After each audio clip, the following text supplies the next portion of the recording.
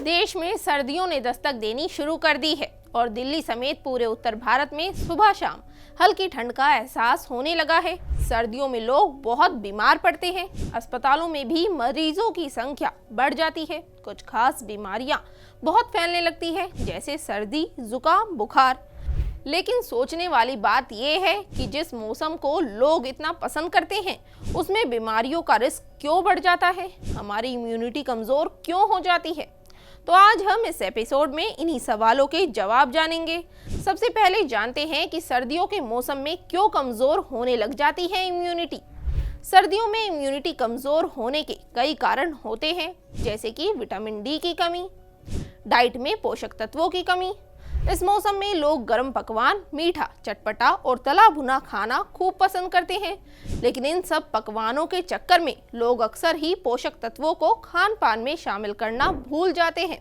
लेकिन सर्दियों में भी पोषक तत्वों से भरपूर भोजन जरूरी है। सर्दियों में हमारी पानी की खपत कम हो जाती है, जिसका एक बड़ा कारण ये भी है कि हमें बार बार बाथरूम जाना अच्छा नहीं लगता है।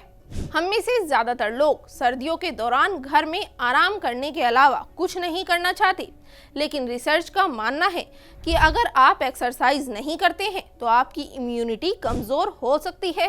चलिए, अब आपने सर्दियों में कमजोर इम्यूनिटी के कारण तो जान लिए, अब हकीम साहब से जानते हैं कि अपनी इम्यूनिटी को मजबूत कैसे किया जाए। देखिए, जिनमें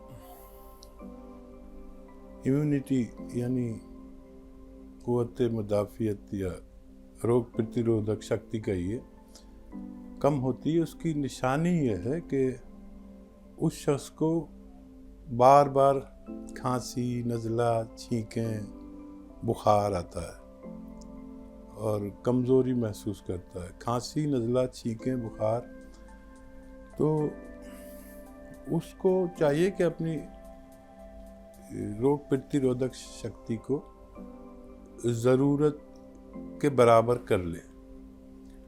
अब उसके लिए क्या नुस्खे हैं? जैसे शिलाजीत है, वो आप ले सकते हैं आधा या 1 ग्राम रोज़ाना। और एक नुस्खा बहुत अच्छा है जो मैं अक्सर बताता हूँ, वो नुस्खा फिर बता देता हूँ। सपिस्तान यानी लिसोड़ा, सपिस्तान, उन्नाब और अलसी, ये तीनों चीज़ें 100-100 ग्राम लें और इसमें 30 ग्राम पीपलें मिलाएं। पीपलें, जिसे हिंदी में पीपला मूल कहते हैं, गरम मसालों में एक इतनी लंबी 1-1.5 इंच की एक बड़ी खूबसूरत सी फाइल होती है, जिसे पीपलें कहते हैं। 30 ग्राम ये मिलाएं, इन्हें पाउडर बना के 1 चम्मच सुबह, 1 चम्मच शाम खाएं। गर्म पानी से खाएं तो ज़्यादा बेहतर है। ये आपकी क़ुव्वत मुदाफ़ियत यानी इम्यूनिटी को बढ़ाता है, फेफड़ों को साफ रखता है। फेफड़ों को दुरुस्त रखना बहुत ज़रूरी है। अच्छा, जिसमें ये पावर यानी इम्यूनिटी पावर या रोग प्रतिरोधक शक्ति होती है, वो शख्स कुदरती तौर पर ही बीमार कम पड़ता है।